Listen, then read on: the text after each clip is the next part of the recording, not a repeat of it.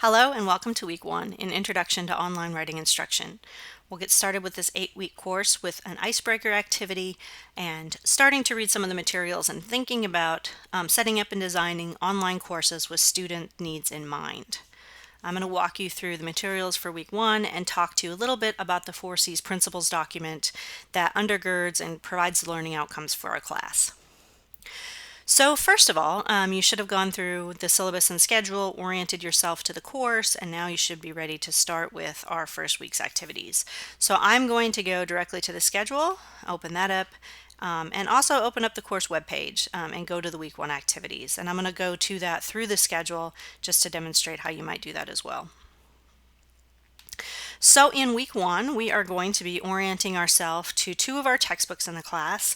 The first one you should have received for free, Hewitt's Reading to Learn and Writing to Teach. Beth Hewitt actually visited our campus in June and kind of worked with some of us about online writing instruction, and she just wrote this book. And this is kind of the Bible of thinking about reading and writing in online classes in general, but in particular in online writing classes. If you haven't got a copy of this from me, contact me immediately. The second book that we're going to be reading from this week is kind of the other manual, the primary manual in our field, and that's Scott Warnock's Teaching Writing Online, How and Why. Scott and Beth were actually the co-chairs of the 4C's Online Writing Instruction Effective Practices Committee. I'm a member of that committee now, but when they were co-chairs, they wrote something called the Principles and Example Effective Practices document, and you will see this linked in to multiple places throughout the course. I'm going to show you this principle statement right now. Our course is designed around this position statement. This is the result of 7 years of research from the Online Writing Instruction Committee for the Conference on College Composition and Communication, which is our major national conference in higher education writing instruction. So this is a big deal. I'm on the committee right now, so if you have any questions about it, I'd be happy to talk to you about that more fully. Some of the readings that we have are going to come from committee members writing about and expanding on principles of that document. For Week 1, I'd like you to just familiarize yourself with the document. You can review the principles and example effective practices. You don't necessarily need to read the rationales. There's a section of the document that deals with rationales for why those were chosen. If you're interested, you can. But what we're really interested in are, in particular, the principles 1 through 4 and 11. So those are the principles that we're using in this course as our learning outcomes. And I'd like you to just kind of familiarize yourself with that document before you start working on the activities as well as those chapters from those textbooks. So in Week 1, what are we going to be doing? Well, if you click on that Week 1 in our Weebly website, you'll see that we are going to talk about students.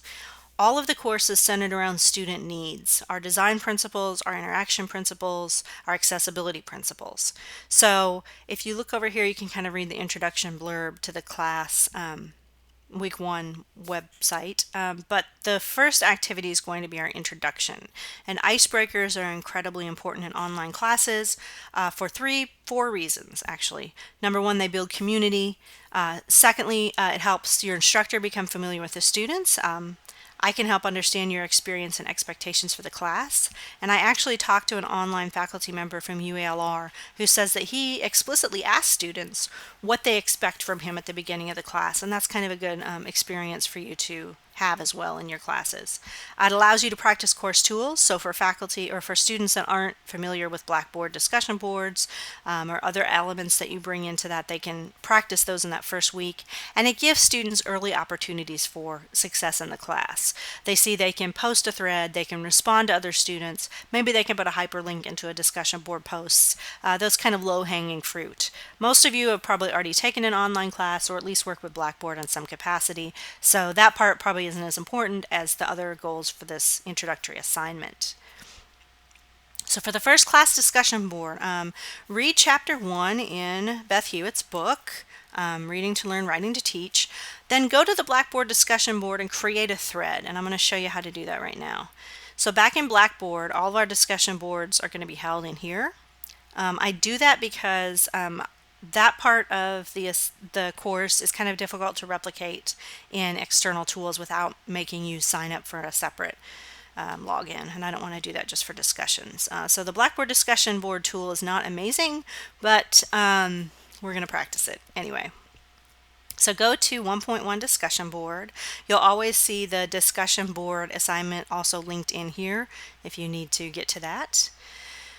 And then you can just create a thread and do your introduction. And the content that I'd like you to have in your introduction is posted here in number 3. So I'd like you to introduce yourself to the class in terms of Hewitt's qualities of the non-traditional digital era student.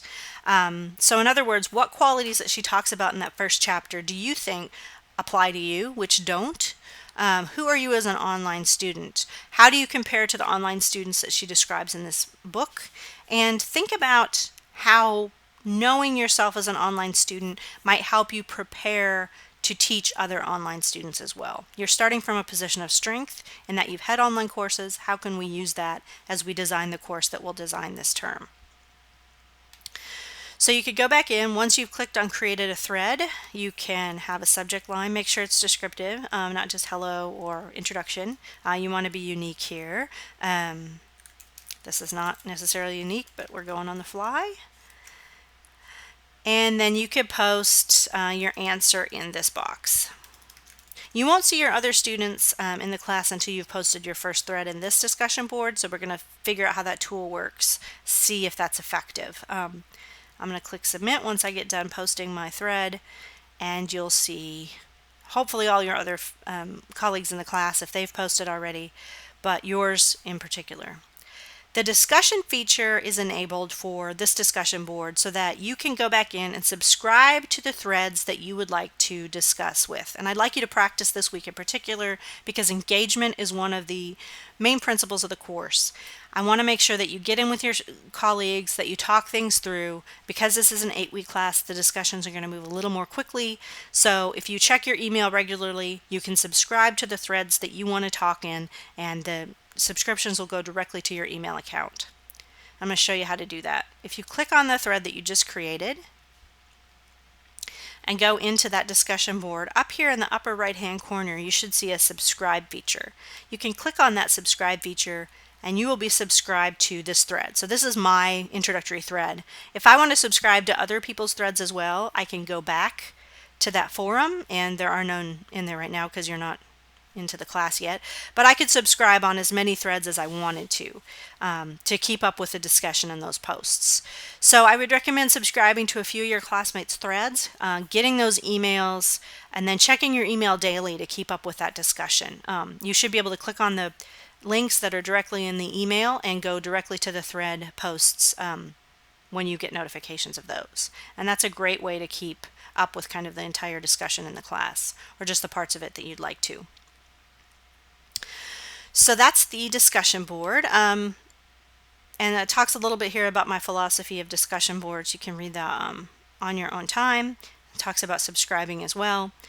The second activity that we're going to be doing is starting to think in 2 modes. So you're an online student in this class, but you're going to be thinking in terms of teaching online. So you kind of have a double voice going on in your head. So I'd like you to take the experiences from previous online classes, or if this is your first online class, from this online course, and be thinking about them in terms of teaching. Do you want to pick up and use those kinds of tools or qualities of the class? Is there something that doesn't work for you? And we're going to think about really making that kind of double voicedness explicit in this first activity. So read all the materials listed in the course schedule for this first activity. Read actively. You might read metacognitively, and that's described in chapter 4 of the Hewitt book. Every once in a while I might be referencing chapters we don't read in here necessarily, but you can go in and skim in the reading section to help you kind of understand what we're talking about. And again, thinking about helping your students practice that as well.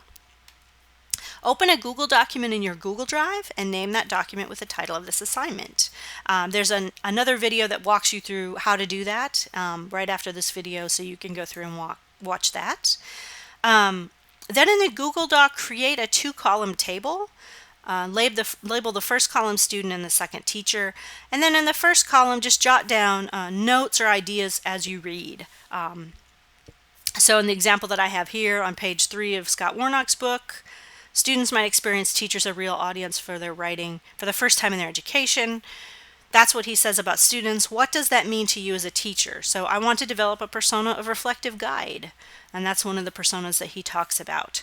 So be thinking about really centering in your preparation for creating this class, the teacher experience or the student experience to help them be engaged and help you engage them in classes.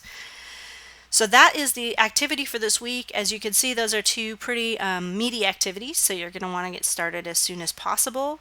If you have any questions about either navigation or the assignments themselves, if you're having trouble getting the books from the bookstore, or you're having trouble understanding the 4Cs documents, please contact me. My email address is haharris@ualr.edu, and I will be communicating with you several times throughout the week, as well as participating in the discussion board.